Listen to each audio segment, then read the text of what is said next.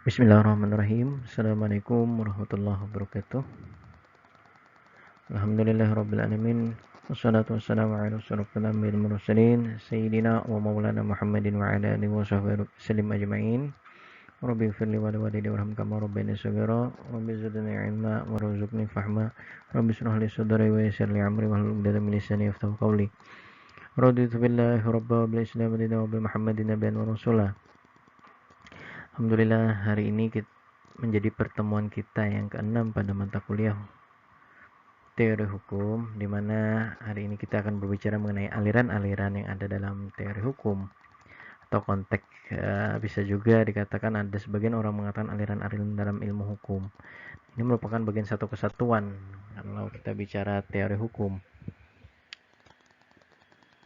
di mana dalam hal ini aliran-aliran pemikiran dalam teori hukum itu secara konvensional dibedakan atas 7 aliran dalam hal ini. Yang pertama adalah aliran hukum alam, yang kedua adalah aliran hukum positif, yang ketiga adalah aliran utilistis, yang keempat adalah aliran sejarah atau historisme, yang kelima itu merupakan aliran sosiologis, yang keenam adalah aliran antropologis, dan ketujuh adalah aliran realis. Ini merupakan aliran-aliran pemikiran dalam konteks teori hukum secara konvensional, di mana dalam aliran hukum alam yang pertama itu aliran hukum alam atau natural law atau lex naturalis. Itu adalah hukum yang berlaku secara universal dan abadi.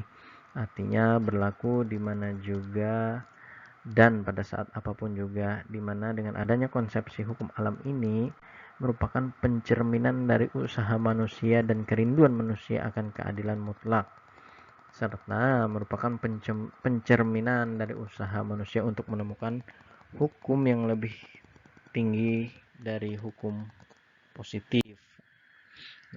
Memang hukum alam itu dapat diartikan merupakan ideal-ideal yang menuntun perkembangan hukum dan pelaksanaannya suatu dasar hukum yang bersifat baik itu moral, yang menjaga agar jangan sampai terjadi suatu pemisahan secara total antara yang ada sekarang dengan yang seharusnya.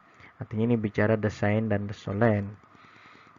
Kemudian suatu metode hukum alam itu juga merupakan suatu metode untuk menemukan hukum yang sempurna, di mana isi hukum yang sempurna itu dapat dideduksikan melalui akal. Hal ini merupakan suatu kondisi yang harus ada bagi kehadiran hukum, di mana hukum alam itu sebagai metode diartikan bahwa hukum alam dipakai sebagai sarana untuk menciptakan peraturan-peraturan yang mampu untuk menghadapi keadaan yang berbeda, baik itu yang sekarang dan yang akan datang nantinya. Itu dalam konteks di hukum alam. Kemudian hukum alam itu juga sebagai suatu substansi, di mana hukum alam justru merupakan isi daripada suatu norma atau penjabaran dari suatu norma. Selanjutnya, aliran yang kedua itu adalah aliran hukum positif, di mana dalam aliran hukum positif itu diartikan sebagai suatu aliran dalam filsafat hukum yang beranggapan bahwa teori hukum itu hanya bersangkut paut dengan hukum positif saja. Nah, ini merupakan aliran daripada hukum positif. Artinya menitik beratkan bahwa hukum positif itu adalah filsafat hukum yang berlaku pada hukum positif. Apa itu hukum positif? Hukum positif itu adalah hukum yang berlaku, yang sedang berlaku di tempat dan di suatu tempat dan negara tertentu. Artinya ketika hukum negara Indonesia berlaku di Indonesia itu merupakan hukum positif. Kan tetapi hukum negara Indonesia tidak bisa berlaku di luar negeri. Baik itu di negara Malaysia, di negara Brunei Darussalam, tidak bisa. Akan tetapi kalau kita berbicara mengenai asas nasional aktif dalam konteks hukum pidana, maka daripada itu hukum positif Indonesia tetap berlaku selama berada di wilayah atau kawasan yang dalam hal ini berbendera Indonesia, misalkan kapal berbendera Indonesia yang sedang melalui laut Malaysia, misalkan kedutaan besar Republik Indonesia yang berada di Brunei Darussalam. Nah, itu merupakan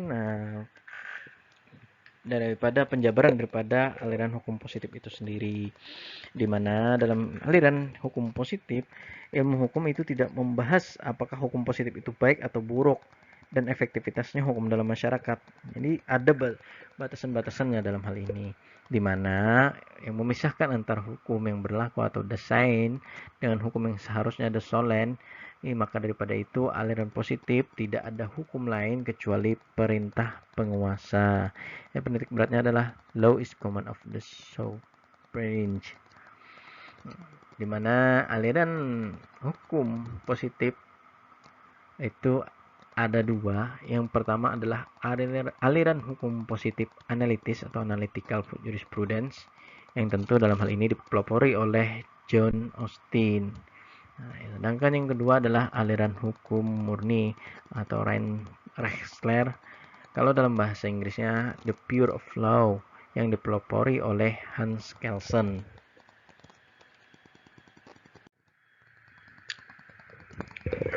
Di mana aliran hukum positif analitis atau analytical jurisprudence menurut John Austin itu, jadi saya ulangi, aliran hukum positif analitis atau analytical jurisprudence itu merupakan penjabaran menurut John Austin, di mana penekanannya di sini menurut John Austin hukum itu dari Tuhan untuk manusia. Sedangkan hukum yang dibuat oleh manusia itu dibedakan menjadi dua, yakni yang pertama adalah hukum yang sebenarnya dan yang kedua adalah hukum yang tidak sebenarnya. Di mana hukum yang sebenarnya adalah hukum yang dibuat oleh penguasa dan hukum yang dibuat oleh manusia individu untuk melaksanakan hak-hak yang diberikan kepadanya. Dalam hal ini dapat kita katakan sebagai daripada hukum positif. Kemudian yang kedua adalah hukum yang tidak sebenarnya, itu adalah hukum yang tidak dibuat oleh penguasa sehingga tidak memenuhi persyaratan sebagai hukum. Nah, itu menurut John Austin, yang mana John Austin ini penganut daripada aliran hukum positif secara analitis.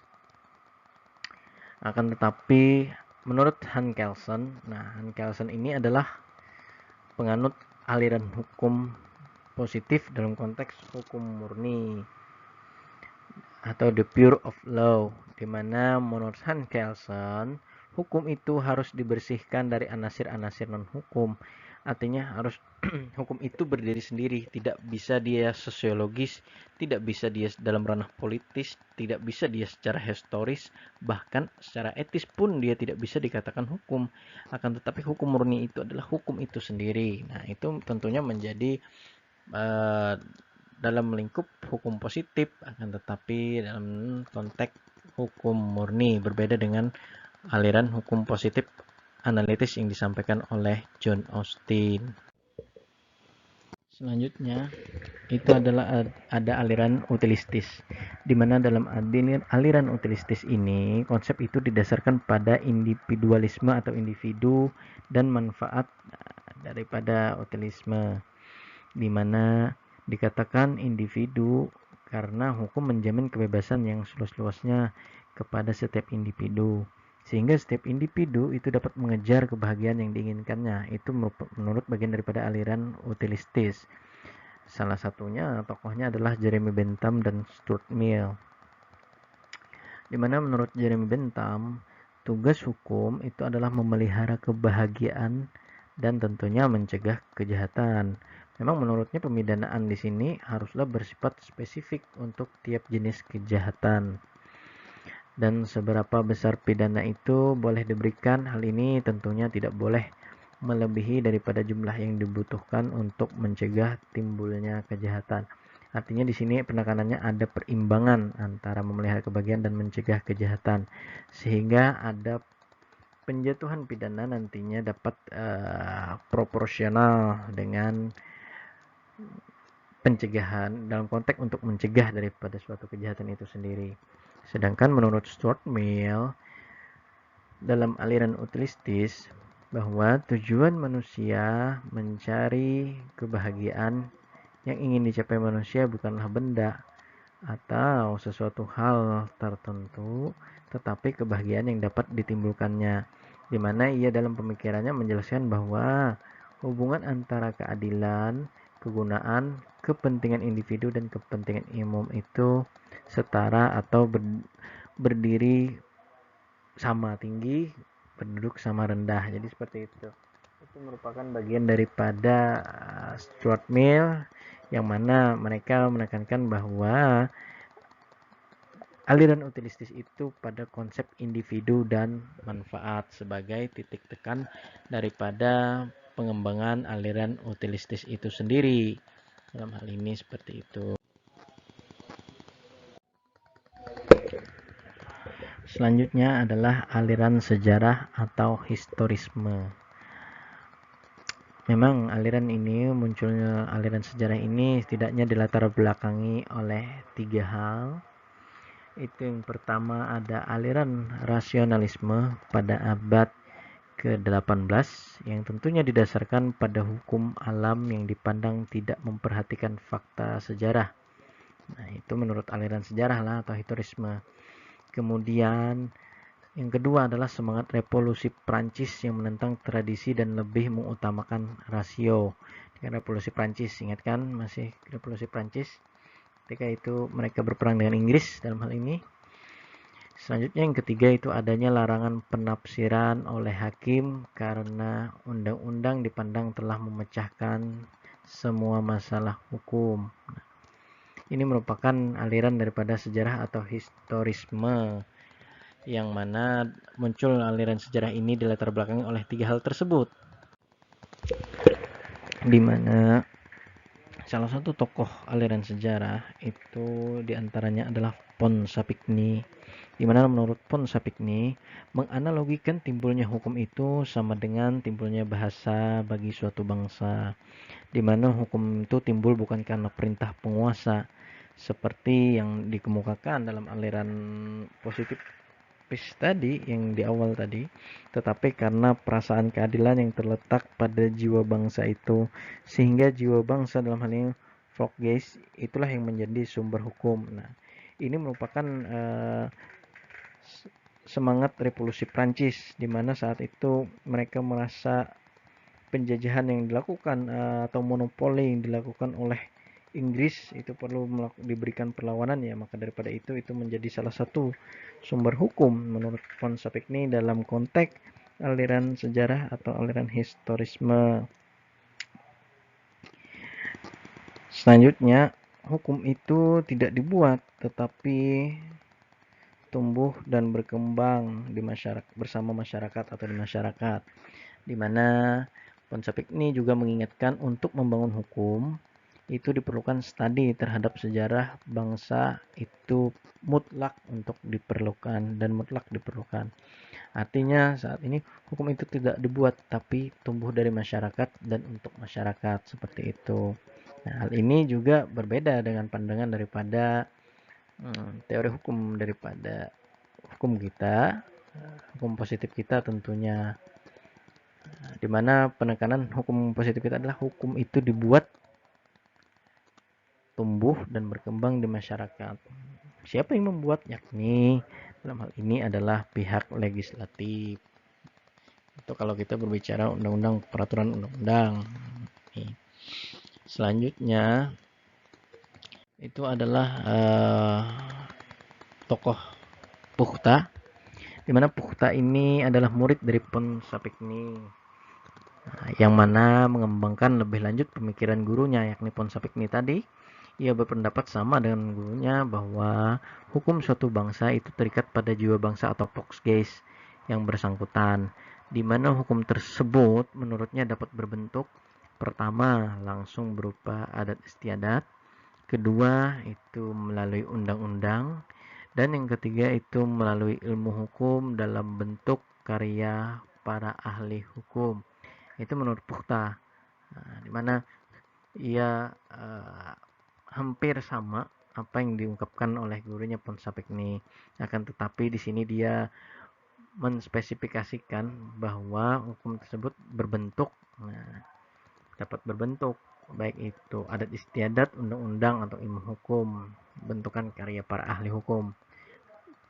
Itu merupakan pembeda antara Pukhta dan Ponsapikni, di mana menurut Pukhta itu lebih mengembangkan keberadaan daripada hukum itu sendiri. Sedangkan menurut Henry Sumner Mine, di mana menurut Mine, hal ini banyak dipengaruhi oleh pemikiran Sapikni. Bahkan ia dianggap sebagai pelopor aliran sejarah di Inggris, di mana salah satu penelitian Henry Sumner Mine ini yang terkenal itu adalah studi perbandingan perkembangan lembaga-lembaga hukum yang ada pada masyarakat yang sederhana dan masyarakat yang sudah maju, yang tentunya dilakukan berdasarkan pendekatan sejarah. Nah, ini merupakan tokoh-tokoh daripada aliran hukum sejarah atau historisme, mana salah satunya adalah Ponsapikni, kemudian Pukhta, dan yang ketiga adalah Henry Sumner Mine.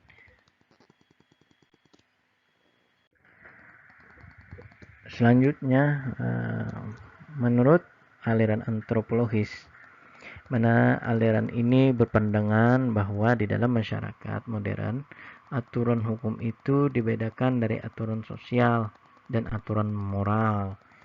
Sebab masyarakat modern itu mempunyai suatu pemerintahan yang terorganisasi. Tentunya ada peranata pengadilan dan mesin administrasi, di mana ketaatan terhadap aturan hukum dijamin melalui suatu ancaman sanksi. Ini merupakan salah satu juga yang diakomodir oleh negara Republik Indonesia dalam hal ini, karena mereka memiliki aliran antropologis, salah satunya adalah memiliki sistem peradilan pidana terpadu. Ini terdiri dari kepolisian, kejaksaan, pengadilan, dan lembaga pemasyarakatan. Nah, tentunya hal ini demi menjamin dan keteraturan hukum serta kepastian hukum, sehingga diberikan suatu ancaman sanksi yang nantinya seseorang itu apakah dijatuhi hukuman pidana, hukuman pidana penjara, pidana mati, pidana kurungan, pidana denda dalam hal ini. Selanjutnya, sedangkan di dalam suatu masyarakat sederhana dan primitif itu tidak mempunyai organisasi politik, tetapi hukum tidak dapat secara tegas dibedakan dari aturan-aturan sosial yang tentunya selalu berdasarkan pada kemampuan untuk menjamin ketaatan. Adapun pakar daripada antropologis atau tokoh-tokohnya itu adalah Malinowski, Hobel, Gluckman, Bohannan, dan Pospisil. Itu merupakan tokoh-tokoh daripada penganut paham antropologis. Memang aliran ini salah satunya juga diterapkan oleh negara Republik Indonesia, kan tetapi tentunya tidak secara keseluruhan dalam hal ini. Seperti itu. Selanjutnya adalah aliran sosiologis, di mana aliran sosiologis itu memandang hukum sebagai kenyataan sosial, artinya bukan sebagai kaidah. Oleh karena itu, persamaan antara positivisme dengan sosiologisme adalah keduanya memusatkan perhatiannya pada hukum tertulis atau perundang-undangan, sehingga titik tekan daripada hukum positivisme dengan sosiologisme itu adalah hukum tertulis, atau dalam hal ini adalah hukum yang diatur dalam suatu perundang-undangan. Adapun tokoh-tokoh dalam aliran sosiologis ini salah satunya adalah Max Weber, Emil Durkheim, Eugene Ehrlich, dan Raskopon. Nah, salah satunya menurut Eugene Ehrlich, hukum positif baru akan memiliki daya berlaku yang efektif apabila berisikan atau selaras dengan hukum yang hidup di dalam masyarakat. Itu menurut Eugene Ehrlich. Akan tetapi menurut Raskopon berpendapat bahwa hukum tidaklah semata-mata sebagai sarana untuk mengendalikan ketertiban dalam masyarakat, tetapi hukum juga dapat berfungsi sebagai sarana untuk merekayasa masyarakat untuk mencapai tujuan tertentu. Law as a tool of social engineering. Nah, di Indonesia ini pendapat atau aliran sosiologis ini dianut oleh Prof. Mokhtar Kusuma Atmaja dan Prof. Sacipto Raharjo. Ini lebih pada aliran sosiologis. Selanjutnya ada aliran realis atau realisme, di mana dalam aliran realis atau realisme hukum itu berasal daripada pengaruh pemikiran modern yang tentunya berkembang di Amerika dan Skandinavia. Realisme hukum memang pada dasarnya itu merupakan aliran yang meninggalkan pembicaraan mengenai hukum yang abstrak, dan tetapi mereka lebih kepada hukum yang konkret.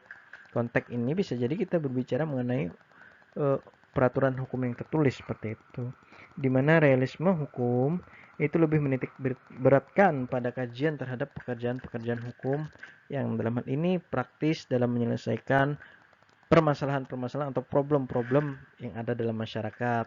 Nah, itu merupakan aliran daripada aliran realis. Selanjutnya, menurut Llewellyn, hukum itu adalah alat untuk mencapai tujuan sosial tertentu, di mana masyarakat berubah lebih cepat daripada hukum, dan oleh karena itu selalu ada kebutuhan untuk menyelidiki bagaimana hukum itu menghadapi problem-problem sosial yang ada. Nah, ini merupakan bagian daripada ajaran aliran realis. Apakah Indonesia juga sih? Ya, salah satunya Indonesia juga. Mengapa? Karena Indonesia tidak mengenal hukum yang abstrak, akan tetapi lebih kepada hukum yang konkret yang dituangkan dalam peraturan perundang-undangan. Kalau dalam abstrak itu lebih cenderung kepada hukum yang tidak tertulis dalam hal ini. Nah, itu merupakan bagian daripada ranah daripada uh, teori hukum itu sendiri.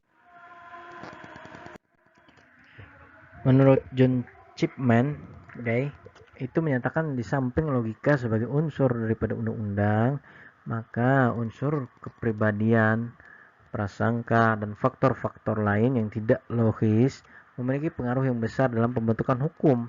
Maka daripada itu, hukum dalam menurut John Chipman ini sering dikenal dengan all the law is judge made law.